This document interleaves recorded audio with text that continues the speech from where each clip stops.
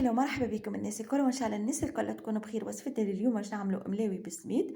تجيكم أبان من الفرينة وتبقى أطرية معاكم. نتعداو للمقادير اللي هي متكونة من 500 جرام سميد أرطب، عليهم 3 مغارف كبار فرينة. نحطوا الفرينة باش تعاوننا على اللمين. مغرفة كبيرة زبدة، نجموا زادا نعوضوا الزبدة بدوز مغارف كبار زيت زيتونة ولا زيت نباتي، شوية ملح، ماء عادي من السبالة ماهوش سخون، نلم بيه العجينة نعجنها بالباهي ونخليها ترتاح قرابة نصيف ساعة. بعد ما ارتاحت معايا باش نقسمها ونعملها ديبول صغيرين. حطيت المقلة يسخن بالباهي، وكما ريتو بديت نشكل في الكعبات الملاوي. ديما نحطوا الزيت باش تطوعنا في الحلين وما تعبناش. باهي. نبقى نطيب فيهم بالكعبة بالكعبة حتى نكملهم. وهكا الوصفة نتاعنا حضرت، جاو بنين على الاخر. انا الحق ما عملتش بهم ساندويشات، عملت بهم الفطور الصباح مع شوية عسل زيت زيتونة.